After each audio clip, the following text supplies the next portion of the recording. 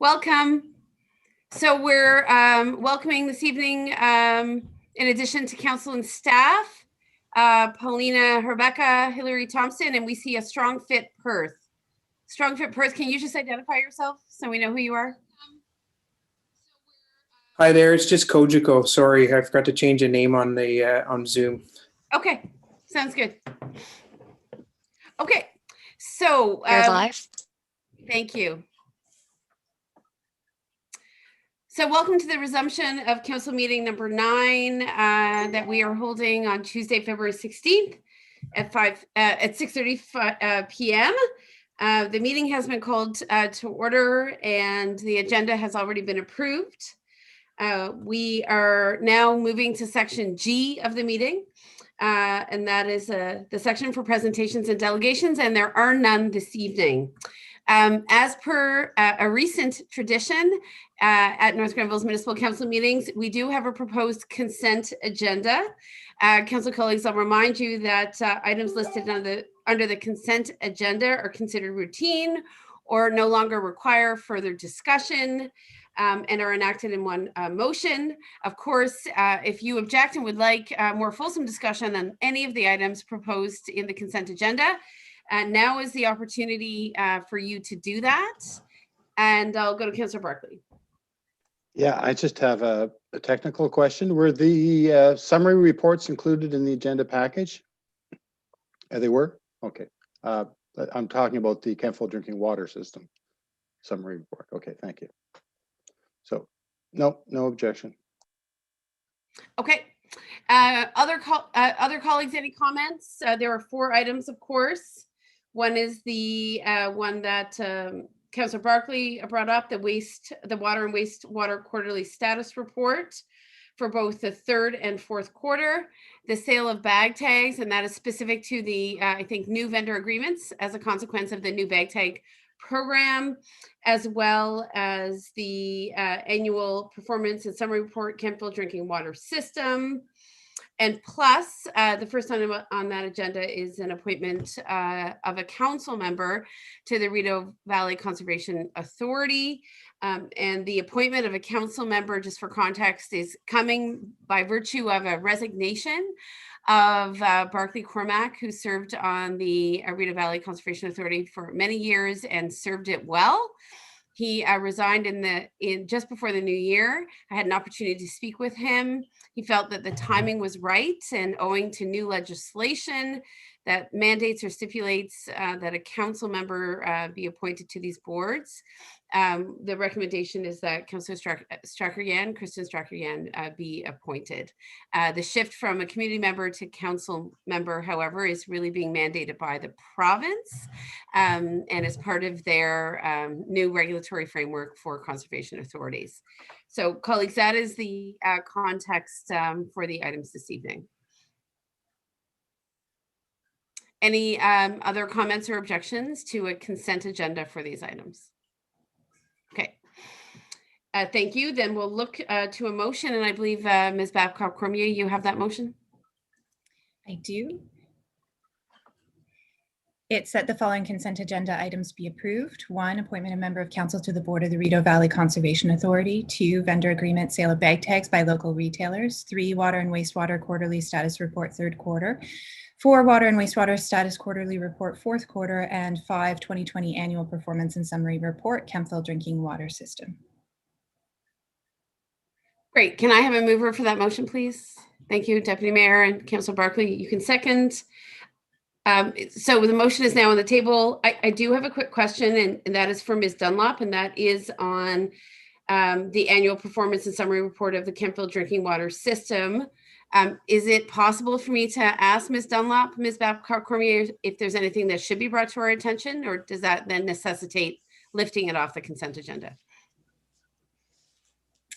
I think Gary's just taken his mic off there. Yes, so if that's the case, Your Worship, then we would remove that item from the consent agenda to allow it to be discussed by council. Okay, I'd like to move it at this time and give council the opportunity to at least hear from Ms. Dunlop on this item. Well, I confirmed with the clerk earlier that we did receive a copy of the report. I guess what you're looking for is a thumbs up or a thumbs down in terms of the quality, or? I'm Yeah. just looking for highlights. That's right. And I'd like to hear those from Director Dunlop. I understand that I have a copy of the report. Thank you. Okay, so that one comes off. Is that correct, Heather? Okay. Yes, So if there are no further comments, I'll call the question on the remaining items. All in favor then? Thank you. Okay. Thank you, colleagues. We'll now move on, and we are looking at minutes of previous meetings. And you'll note that there are 3 sets of minutes this evening, colleagues. So I'll look to a mover and a seconder for those minutes, please. Thank you, Councillor Strakian, and I need a seconder. Thank you, Councillor Sullivan. Any questions or concerns in regards to the minutes? And you'll see that there are 3, January 12th, 19th, and 26th. Seeing no comments, I will call the question on the minutes, and I do note that they are coming to us fairly quickly, and I'd like to thank the clerk's office for preparing them and getting them back to us in such a timely fashion. There was a time when there was a significant delay, and we totally recognize that the clerk's office was working to play catch up. But thank you, Ms. Babcock Cormier, under your leadership. They're coming back to us fairly quickly, and we appreciate that. Thanks so much. Your Worship. Thank you. All in favor? Good. Thank you. So now we'll go to reports. There are none under the Office of the CAO. There are none for finance. We've adopted the resolution in regards to the appointment of Councillor Kristen Starkian. So we'll skip all the way down to Public Works.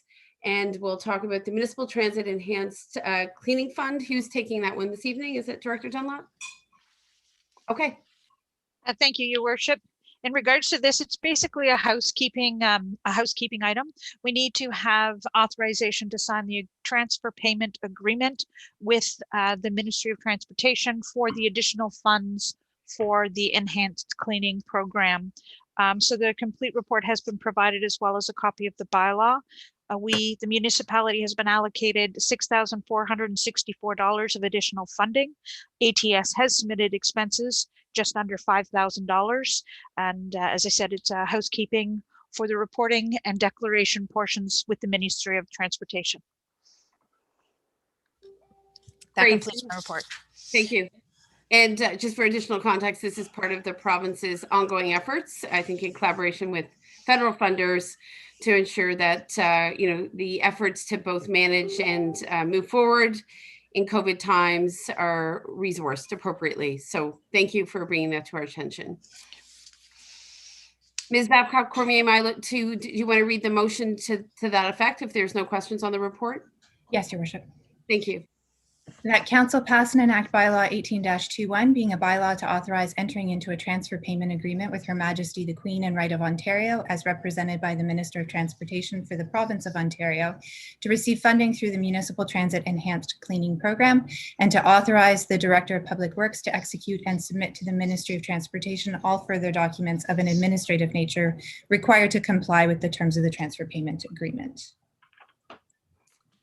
Can I have a mover and a seconder, please? Thank you, Deputy Mayor and Councillor Sullivan. Any further questions, concerns? Obviously, we're receiving these dollars by virtue of the municipality overseeing an accessible transportation system. So that's obviously part of why we're in receipt of those funds, and ATS has been the contracted service provider for that service now into a second year. So that's just additional information, colleagues. Seeing no questions, I'll call a vote. All in favor? Good, thank you. Next on the list is, sorry, I apologize. I have to go back to my screen, is vendor agreements. We've dealt with that under the consent agenda, colleagues. We've got water and wastewater quality status report for third and fourth quarters. They were addressed on the consent agenda. And of course, I've asked Director Dunlop to just speak quickly to the annual performance and summary report. This is the Kemptville drinking water system. I've done that in part. Director Dunlop in part because we field a lot of questions on water quality in North Grenville. We know it's very high, but there lots of people have different concerns about increasing pressures on the system when it comes to new development, whether or not there will be, enough supply of water into the future. Some people report an odor that they find troublesome. So I think it's critical actually that we highlight that we have a very high quality water system in North Grenville for those who are on certainly town water. And to that end, I just wanted to ask if you would speak to anything in the report that you think merits council's attention or the community's attention. Thank you, Your Worship. So I can just give a very brief summary. So the report that is provided covers the fiscal year 2020. In part of that report, it is prepared in accordance with Schedules 11 and 22 of the Ontario Regulation 17003, which is the Safe Drinking Water Act. All samples are completed in accordance with the Ontario Drinking Water Quality System. No adverse quality incidents occurred in the fiscal year 2020. And also we did receive our Ministry of Environment, Conservation and Parks inspection, which resulted in a rating of 95.19%. As council may recall, in previous quarterly reports, there was an issue in regards to getting a specific sample done within a calendar year on a specific day count. We have worked with the ministry to make sure that this does not happen again. And this actually was pointed out by our compliance coordinator, not by the ministry themselves, but still in accordance with the regulations, they had to dock us some points. So this annual report is available at no cost to the public. It will be placed on the municipal website, and typically it is also available in person at the municipal center. But until we're reopened and based on pandemic requirements, we encourage the public to access the report online. Users of the drinking water system are notified of the availability of the report once it is passed in their water bill, as well as notices presented. The analysis is that we had all sample parameters, E. coli, nitrates, lead are below the maximum allowable concentrations in accordance with the Ontario Drinking Water standards, and the flow data is consistent with the historical averages and rated capacities as set out by our permit to take waters for each of the well stations, of which we keep well below the licensed levels. That is a quick overview unless there's specific questions. No, I certainly appreciate that update, and I'm assuming a final inspection rating of 95.19%, notwithstanding with what you've said, is quite high. Would be on the upper limit of what municipalities would receive in terms of an overall assessment of their management of drinking water systems. Is that your perspective as well, Director Dunlop? Absolutely, it is. Our operators are of very high standing and work very well with our compliance coordinator to ensure that we exceed all mandated requirements of the ministry. Thank you. Councillor Sullivan? Thank you. Just a question for Director Dunlop. I'm just curious, and maybe for myself and for any public members listening, what impact will the loop that would be created once the water and sewer goes down Wellington Road and it's no longer a dead end, will that affect flow, or will it just assist with the quality and stop any dead ending or pooling in the dead end? You've actually answered the question. For quantity and quality controls, looping from a pressurized system improves the performance, not only to the people that don't have water, but also to the existing users of the system. So we will see improvements in that quadrant from a pressure standpoint, which in turn will also improve the quality.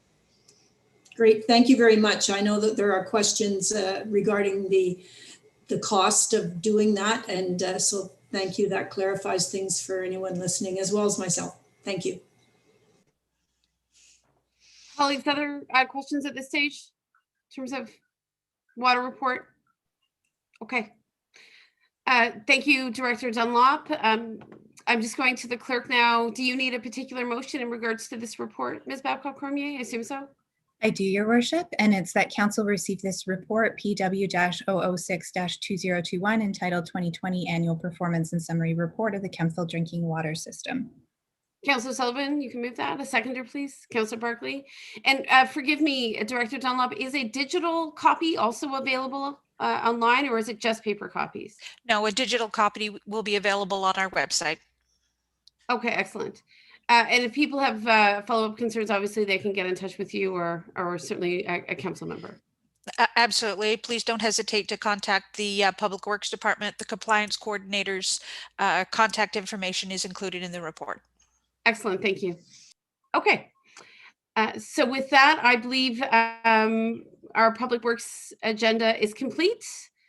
Director Dunlop, is that the case? Your Worship, I need that motion carried. Oh, I'm sorry, I apologize. I'll call the vote on the motion. Thank you. This is in regards to drinking water quality. Thank you. Thank you. Okay, so we don't have Parks, Rec and Culture this evening. We do, however, have Emergency and Protective Services. I believe Chief Oakham is with us this evening to give us an overview of the regulation of private transportation companies, i.e. ride sharing services. And I know this is something that Council had asked for in previous discussions. Welcome, Chief Oakham. Is that who's delivering the report this evening? Your Worship, if I might, the report will be introduced by Ms. Babcock Cormier with support from the Chief on some technical issues. Thank you. I appreciate that. I apologize. And Ms. Babcock Cormier, over to you. Thank you. So staff have looked at and reviewed the bylaws of various municipalities with respect to ride sharing services and their regulation. With respect to municipalities that are local to this area, save and except for Ottawa, the local municipalities don't have provisions in their bylaws with respect to ride sharing services. However, North Grenville already has existing provisions in its bylaw which regulate ride sharing services. Staff looked at the various other municipalities that do regulate ride-sharing services, including the larger municipalities. So Toronto, other municipalities within the GTA, London, just to see if there were any differences or variances which we should bring to your attention. We found that there were three potential differences, and we made certain recommendations with respect to the amendment of our existing ride services our bylaw, which addresses ride-sharing services. And the first is that all vehicles providing transportation services in accordance with the bylaw have winter or all-season tires installed from December 1 to April 30th of the following year. That change is consistent with regulations in the Greater Toronto Area. That drivers providing transportation services in accordance with the bylaw have no less than 3 years driving experience. And finally, that the municipality collect a fee of 11 cents per trip to be directed to a fund for the provision of accessible transportation services within the municipality. The 11-cent fee is consistent with the fee levied by the City of Ottawa. And that concludes my report. Thank you, Ms. Babcock Cormier. Is there a distinction in terms of the regulatory framework between taxi services and ride sharing? Are we imposing the same threshold on our taxi service or any taxi service that exists in North Grenville? I know we don't have that many right now. I'm just trying to better understand what's being presented here this evening. Thank you, Your Worship. Right now, the proposed collection of a fee would apply to ride-sharing services only. Levies exist, or sorry, taxis exist under a system of levies. There's actually a tariff, and so that doesn't exist with respect to ride-sharing services. So among the various municipalities that are larger that deal with ride-sharing services, they have levied it varies in terms of the amount charged per trip taken by ride-sharing services. Right now, as the municipality, we don't know how many ride-sharing services would be taken in the municipality, so that's something that would need to be reported back later once there's more information and data collected. So do we have a winter or all-season tire stipulation for taxi services? No, we don't, Your Worship. And for that particular matter, the recommendation is that all vehicles providing transportation services in accordance with the bylaw have winter or all-season tires. So to that end, it would apply to both? That's correct. Okay. And the 3 years driver's experience would also apply to both?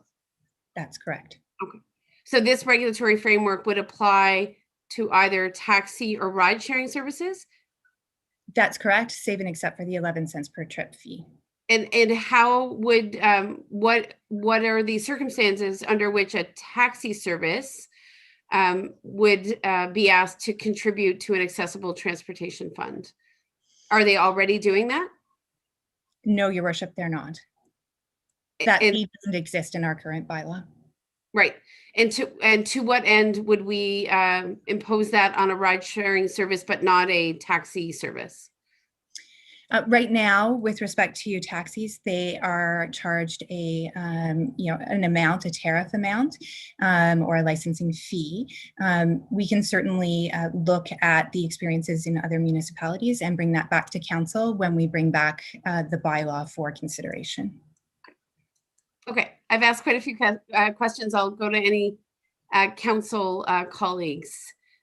Obviously, there was an approach made to the municipality in regards to whether or not North Grenville would accommodate a ride sharing service and what was the regulatory framework within which that could happen. And that was the catalyst, I believe, for this report, which provides some structure, minimal though it might be, for the possibility of a ride sharing service coming here. In the meantime, it sounds like staff have used that opportunity to look at, I'll say, introducing more rigor to the system, whether we're talking about a taxi service or a ride sharing service, when it comes to driver experience and the safety of the vehicle, particularly in regards to winter tires. Have I stated that well at this stage of the game? Yes, your worship. Okay. Councillor Barkley? Yeah, thank you, Madam Mayor. I think you've covered a lot of the technical questions I had about the distinction between ride sharing and taxis, and about the 11 cent levy, I guess we're calling it. But certainly, residents of North Grenville, lack of public transportation is a big issue for them. So directing that 11 cents to a fund for accessible transportation, I think, is a great idea. We have only just seen the return of a viable taxi company just in the last few months because, again, we were dealing with a bylaw about their insurance requirements. So I'm wondering if the proposed 11 cents couldn't be phased in over time and remain something that we don't necessarily charge the taxi companies. We can look to doing that so in the future, but maybe we can phase in this tariff just so it's not a bit of a shock and is counterproductive. That's my only comment. Thanks. I believe this wouldn't be imposed on a taxi service, but Ms. Babcock-Cormier, I'll leave it to you to answer. Yes, your worship, that's correct. It wouldn't be imposed with respect to a taxi service.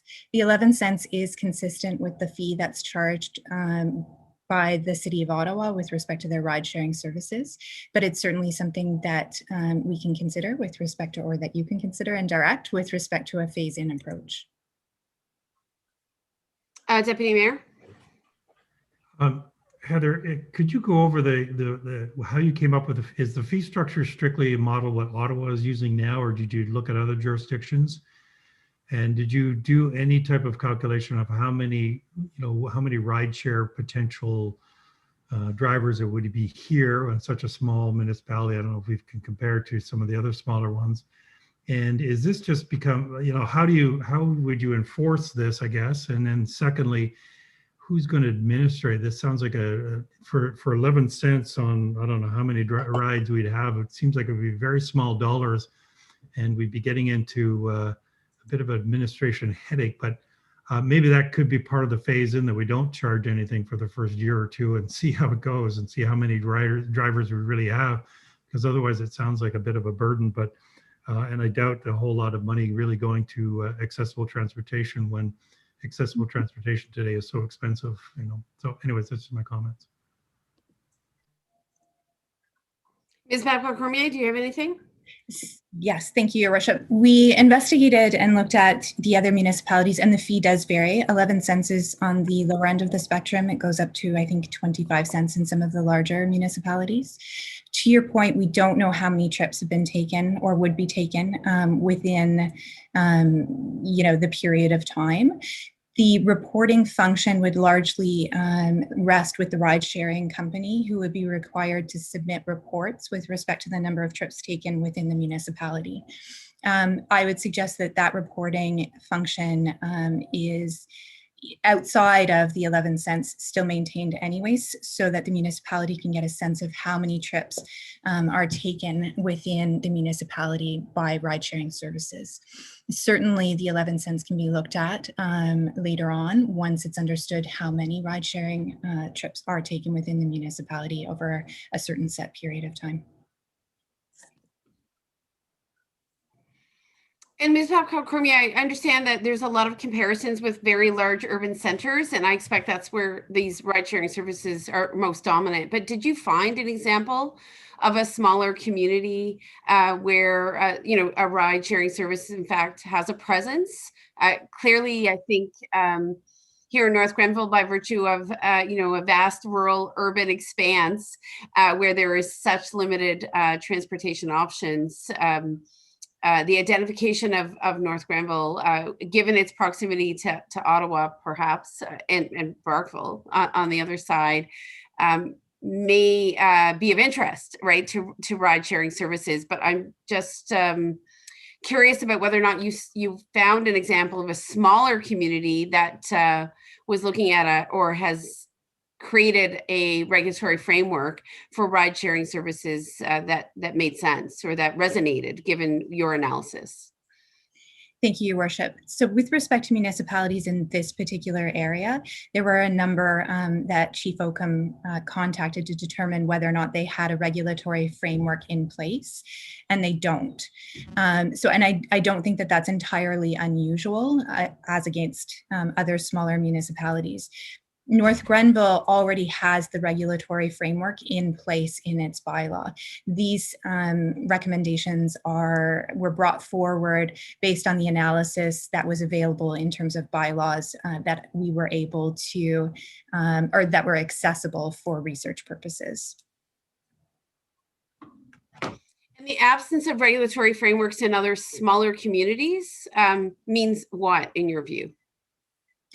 That ride-sharing operations may be occurring, within those municipalities. The municipalities may not necessarily be aware of them, but in North Grenville, we do regulate ride-sharing, businesses to ensure that health and safety and consumer protection principles are met. Yep.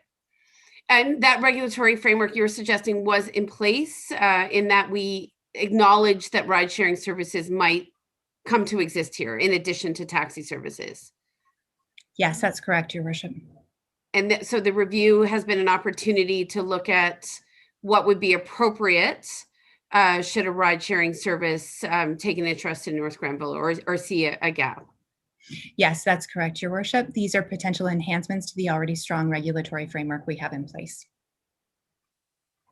Right. And when I look at, you have a chart, table 1, regulatory requirements for private transportation companies, bylaw 6818, I think part of which we reviewed earlier this year to, I think, lower the bar when it came to insurance for taxi services, because we were led to understand the bar was very high, atypically high. Are all of the things in this chart applicable to both taxis and ride-sharing services? I would have to double check, Your Worship, and ensure that that's the case. I expect so. My focus was on the regulatory requirements with respect to ride-sharing services, but I would expect that a great deal, if not all of these requirements also apply to taxis with certain exceptions. So ride-sharing services, for example, differ from taxis in that taxis have a tariff that they charge like customers. Ride-sharing services don't have that. The trip cost is agreed upon prior to the ride taking place. And so there's a number of regulatory requirements around making sure that, trips are booked, in fact, through a ride sharing app, so that for purposes of consumer protection and safety, it's clear who picked up a consumer, what the amount was agreed on, so that the cost of the trip doesn't change mid-trip, and to make sure that vehicles are identified differently from taxis, so that it's understood that when a consumer is taking a trip in a ride-sharing vehicle, that it is a ride-sharing vehicle and not a taxi, because there are some differences with respect to, for example, pricing. Okay. Just turning to other colleagues for any questions or comments.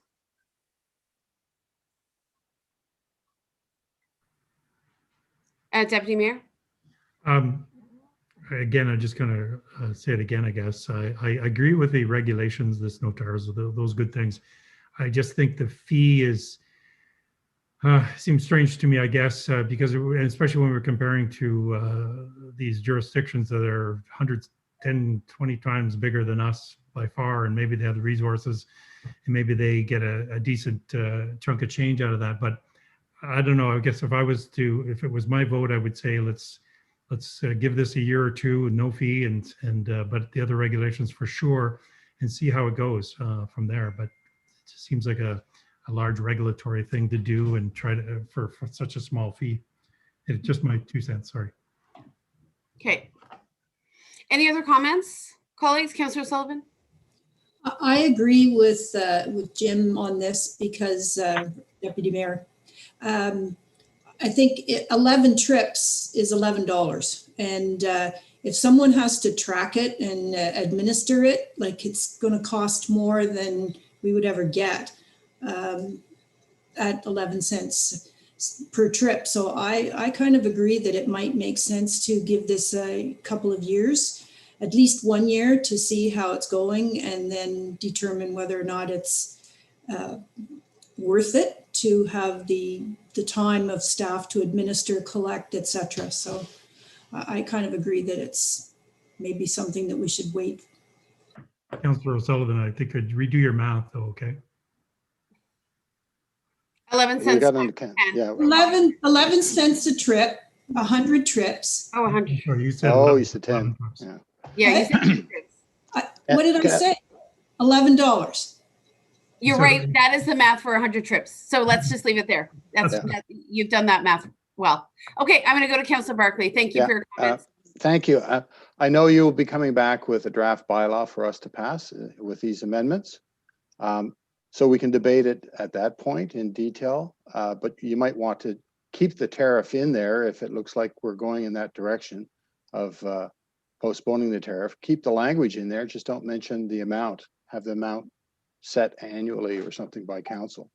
And that way we can have it in there, but at a zero tariff, basically, for the short term. Just a suggestion. Councillor Strachan?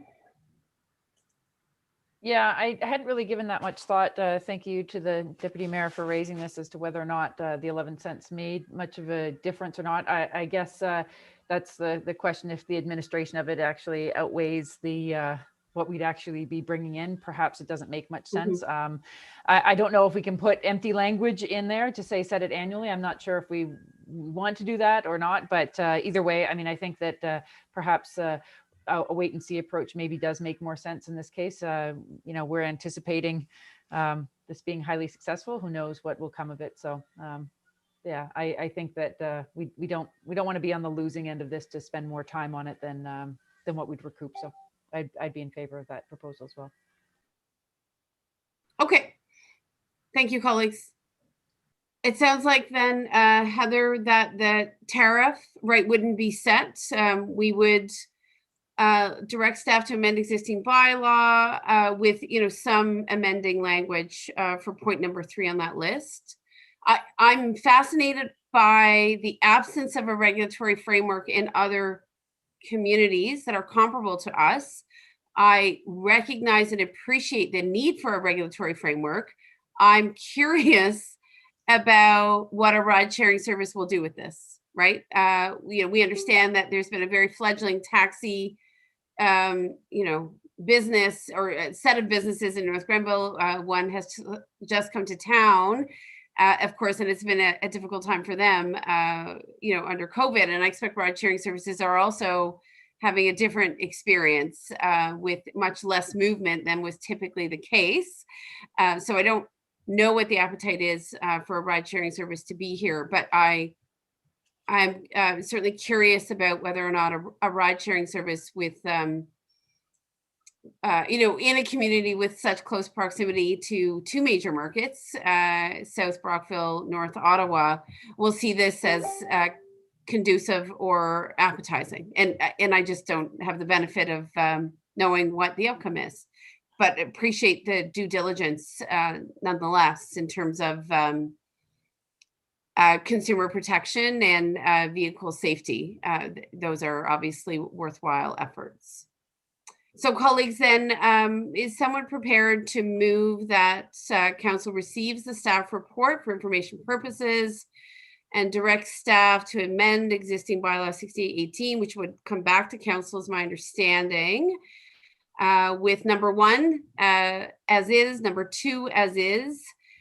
Those are the points that are part of the report this evening, but that number 3 would say that the municipality provide an opportunity for fee collection, but that that fee not be stipulated at the present time.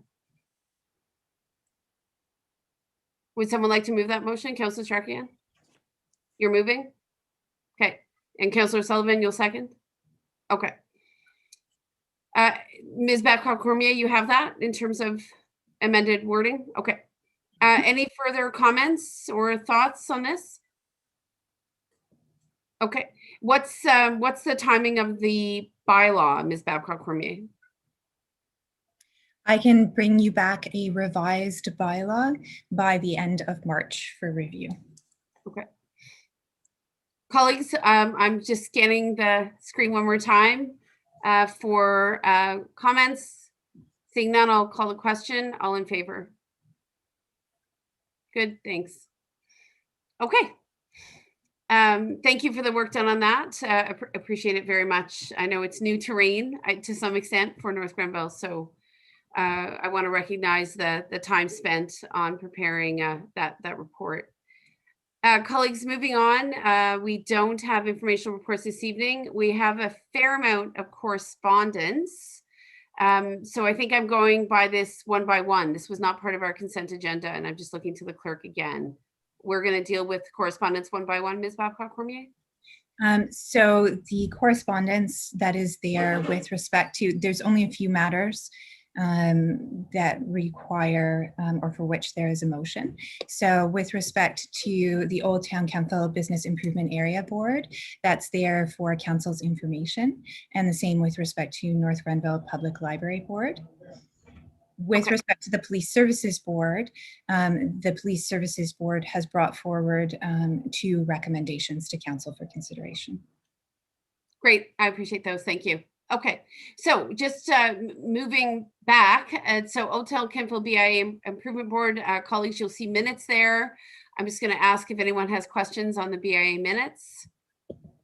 Okay, North Grenville Public Library Board, of course, Councillor Sullivan, you sit on that board. Do you have any comments on the minutes that were presented? No, I have no comments. Thanks. Excellent. Okay, so we will go to Police Services Board. You'll see that there are 2 recommendations, and we can certainly, I think we're moving the adoption of the recommendations, direct staff to report back to council regarding the feasibility. Okay, so I'll look then. I know Councillor Barkley, you're, as I am, a member of the Police Services Board. Would you like to move the recommendation in regards to Pine Hill, please? Sure, I'd be happy to move that. Okay, and once again, that is that Council of North Grenville direct staff to report back to council regarding the feasibility of implementing traffic calming measures along Pine Hill Road. Is there a seconder for that motion? Thank you, Deputy Mayor.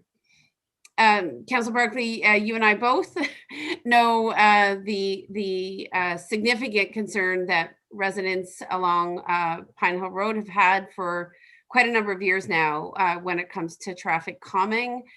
So I'd like to acknowledge what I think is a ongoing concern that we have yet to resolve. And obviously, I think we're optimistic that the new traffic calming and speed reduction policies that are being revisited and renewed in partnership with Public Works and with the assistance of an external agency will enable new measures. I know that I'm particularly anxious to see something significant happen on Pine Hill by virtue of the ongoing and chronic speeding that sometimes occurs. I'll go to Councillor Strakian. You may have somewhat answered my question already, Madam Mayor. I guess that my question is, though, why Pine Hill amongst all the other possible concerns or complaints that have come from residents? Is there a reason why this one in particular has sort of floated to the top of the pile?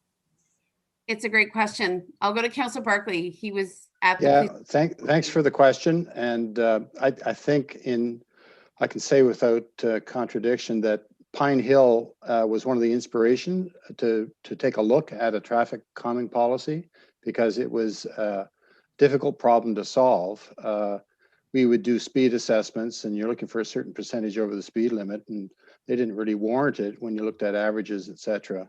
But every so often, I know this because I asked for the raw data of the speed assessment, there'd be one or two cars traveling at speeds in excess of 90 kilometers an hour on Pine Hill. And so, taking a look at what traffic calming we could do as a result of that assessment was tricky. And the OPP as well were well aware of the situation there, and they would do spot patrols. And, because of the time of day some of the speeding was happening, they weren't always successful in catching anybody. And then considering what kind of traffic calming options we had, according to the rules and regulations, it was difficult operationally to implement any of the measures that we were comfortable with. So I think what we're leading to is the second recommendation, which is look at the speed radar on Pine Hill as a pilot. So it was truly the inspiration in my mind to take a look at the traffic calming policy. It may also be useful for Councillor Strakian and other colleagues to know that residents of Pine Hill have brought chronic speed issues, which I think are more drag racing issues.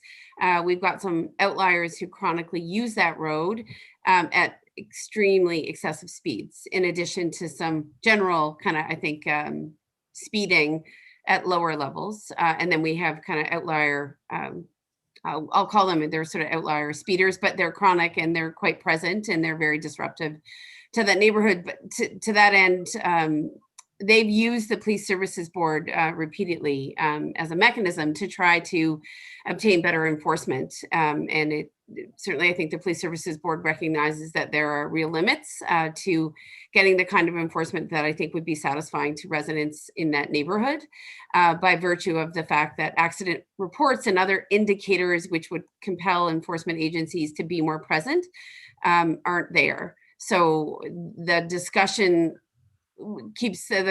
about Pine Hill keeps coming back by virtue of how residents have also engaged the municipality and the Police Services Board with a real appetite to see more enforcement or to see a traffic calming measure of some significance that would change behaviors in terms of the use of that road. Okay, so we've got a mover of forgive me. Do we have a seconder for this motion? I apologize. Yes, we do, Your Worship. It was Deputy Mayor McManaman. Okay, so with that in mind, any other questions or comments, colleagues? Seeing none, I'll call the question then. All in favor? Good. Okay. And then to that end, I think at the same meeting of the Police Services Board that unfortunately I wasn't able to make, one of the very few ones I haven't been at, there is a recommendation that the council direct staff to investigate the feasibility of implementing portable photo radar cameras within the municipality. This is something that I understand the municipality is already contemplating by virtue of some conversations that we're having at a county level. Notwithstanding the outcome of those conversations, I understand that through the course of the work with the external firm examining traffic calming and speed reduction options, we identified at the council level that photo radar might be very desirable, and that was part of the feedback that we gave during a consultation phase before the new year, and I believe others are also bringing it to the municipality's attention. So not surprising that the Police Services Board might also see its value. So I'll look for a mover and a seconder for that motion. Councillor Barkley and Councillor O'Sullivan, thank you. So I've read the motion. Are there questions or concerns in regards to this piece? Okay, I think for the purposes of the public, it would be perhaps helpful for Director Dunlop to just remind us of when we might in fact see a report from the analysis that's currently underway. Certainly, Your Worship. The report or the update in regards to the transportation policies is expected to be back in front of council at the beginning of April. Okay. And that will cover all 4 components. All right. And Director Dunlop, just to confirm, I understand that the municipality is actively looking at the possible use of photo radar as being among the options, the newer options? That is correct. As part of the process, we have asked Paradigm to provide a tech memo in regards to photo radar as it relates to the upper and lower tier, as well as the Director of Finance in conjunction with LAS is going to try to get us into a pilot program. I know that the CAO, CAO Dyke and CAO Brown at the county level will also be having conversation in regards to that relationship. Okay. And I've certainly said for my council colleagues, knowledge, I believe I sit on the joint task force, the modernization committee of the Joint Services Council, which is a body of 13 mayors, both the 10 municipalities within the United Counties and the 3 separated municipalities. And I can tell you there's significant enthusiasm among almost every municipality in the United Counties to see photo radar. Used strategically, used well, and not used gratuitously, but used strategically for trouble spots. So look forward to whether or not collaboration with the counties is a possibility given the high number of county roads we have. So yeah, I think we do need them at the table in some way, shape, or form. Okay. So with that in mind, I will call the question. I don't believe I've called the question. Clerk, is that right? That's correct, Your Worship. Okay. I'm calling the question. All in favor? Good, thank you. Okay, so that deals with Police Services Board. Thank you to Don Sherritt and all those who sit on the Police Services Board for their continued efforts. Now we're going to resolutions from advisory committees. You'll note that the Active Transportation Advisory Committee wanted to address the multi-use pathway on Lydia Street, connecting George Street East and Maley. And I believe we did prioritize that pathway during the budget process. That being said, you still would like a motion this evening, Ms. Babcock-Cormier?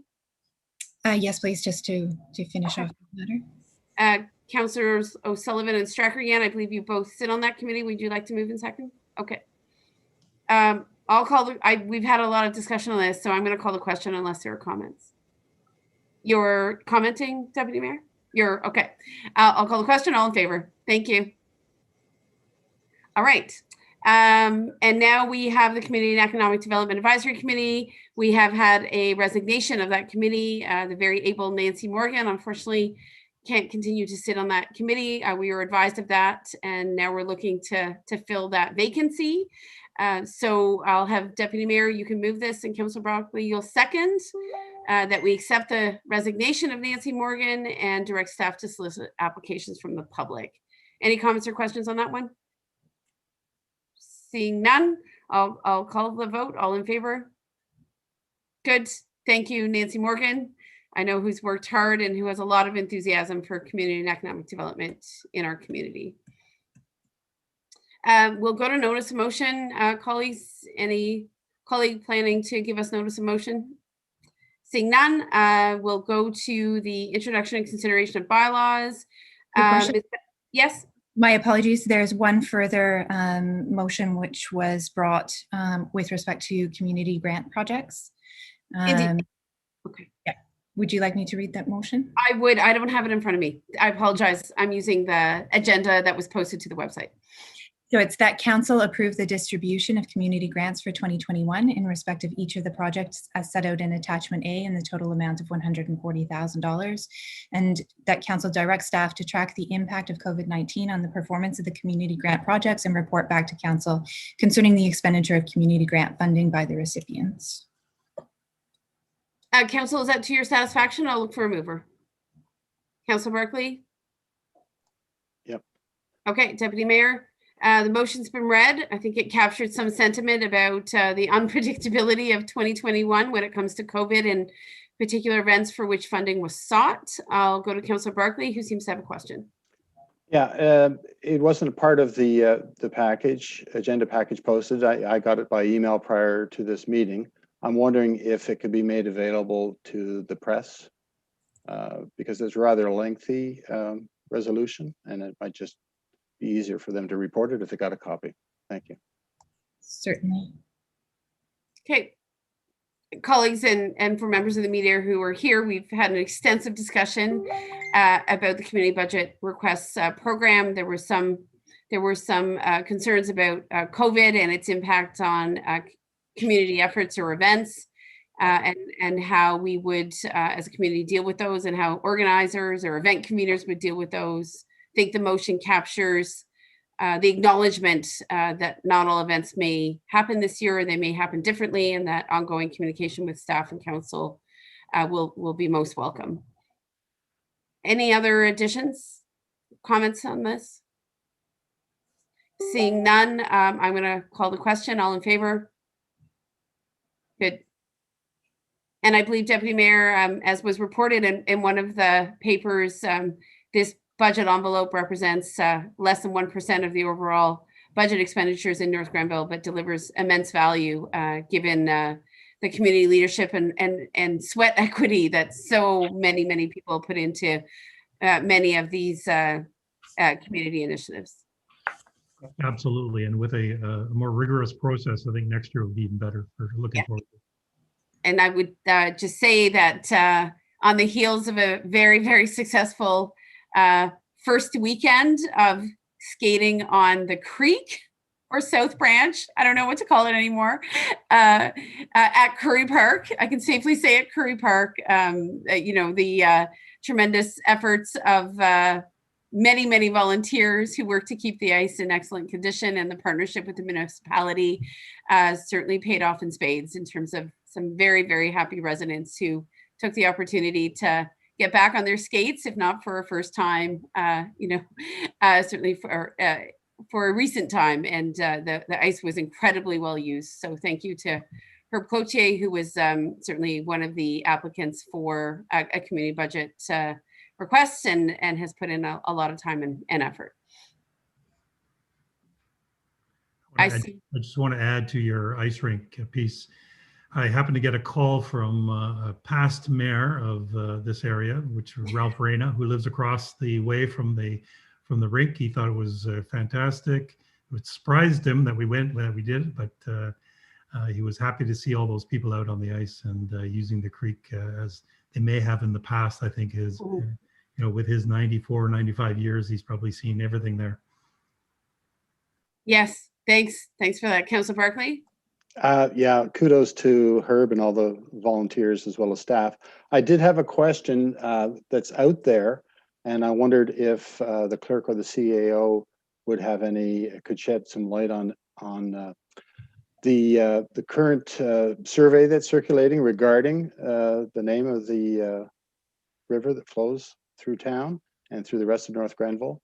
Does the municipality have any jurisdiction or say in that? Do we get to weigh in on whether we return to the South Branch of the Rideau or the South Branch, or whether we remain with the more recent name in common use, Kempful Creek? Through your worship, I mean, it would be, we wouldn't have the final say on it. We could provide input if it was the direction of council. There's a lot of factors at play regarding, I know it's all of the marine maps refer to it as Kemptville Creek versus South Branch. So there'd be work to be done, but no, we'd have a say, but we wouldn't have the final say on the naming of it. Okay. I think something to address, because we know there are different opinions and some strong opinions about how to refer to the South Branch of that river. Nonetheless, I did want to note, just given Deputy Mayor's comments, that certainly our former Mayor Ralph Reyna was instrumental in a cleanup of Kemptville Creek. If maybe 30, 40 years ago, certainly during his tenure, and he describes all of the dead cattle that were removed from the creek in an effort to bring life back to it. So he certainly has created the conditions for, I think, what is now, a thriving recreational area. And I think all of council is just so thrilled to see it being as well used in winter as it is used in the summer, spring and fall. So it's great to see life back on the creek in the winter. And I want to acknowledge what I think were Ralph Reyna's considerable efforts to get the creek back in good shape so many decades ago. Mr. Reyna wants to see a boat regatta there next year, of course. Yes, there's a lot of momentum. There's a lot of ideas and a lot of volunteers who I think are really excited to do some really good things in that area. So I'm sure we'll have much more discussion about those in the coming months. Okay, so to that end, where are we at? Clerk, I apologize. I've gone off script. Right, we were dealing with community budget requests and you have your vote on that. Is that right? Have I called the question on that? Moved by Councillor Barkley, seconded by Councillor O'Sullivan.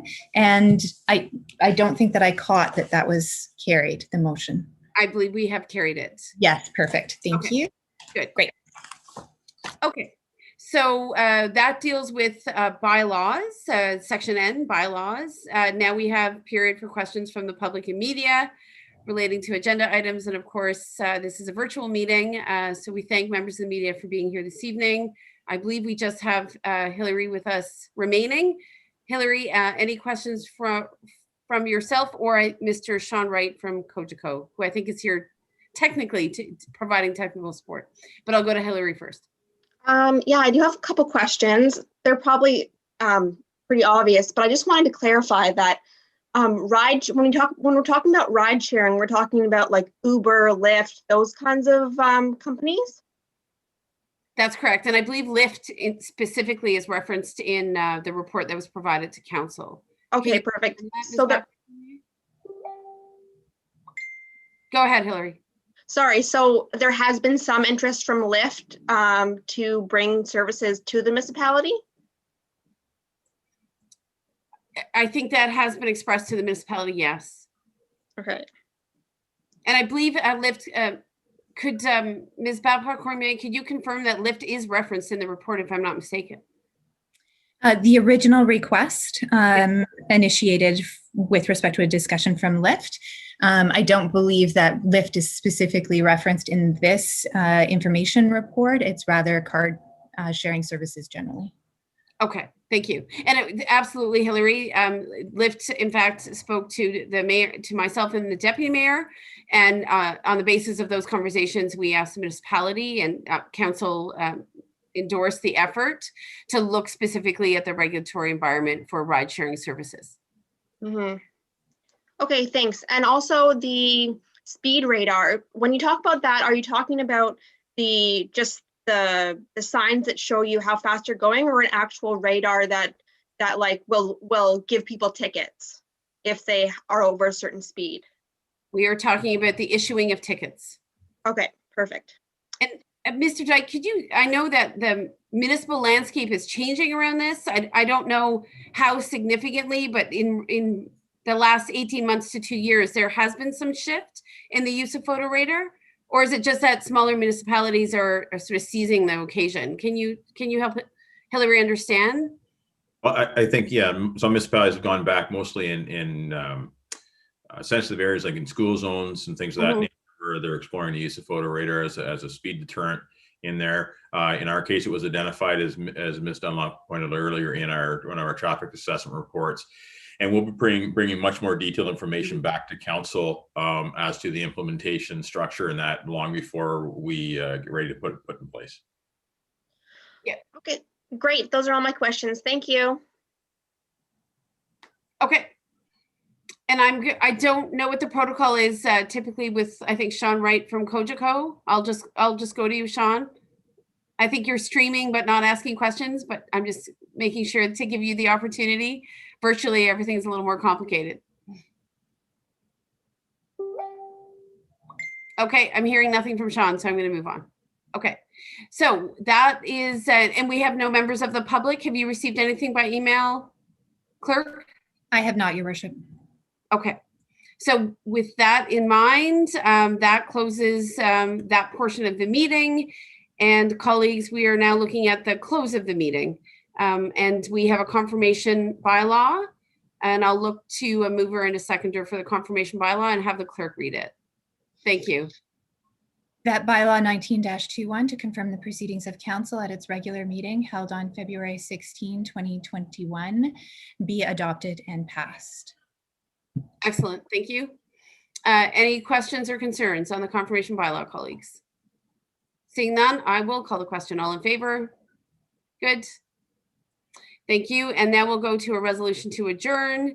And that is that we adjourn this meeting of council at 7:39 p.m. That is earlier than many of our recent meetings, certainly budget meetings. So I'll look to a mover and a seconder for that one. Councillor Sullivan, Deputy Mayor, you can move and second that. Thank you. I'll call the question. All in favor of adjournment? Good. Okay. Thanks to staff for their efforts this evening, members of the media for being here, and look forward to speaking with you again soon. Take care. Okay.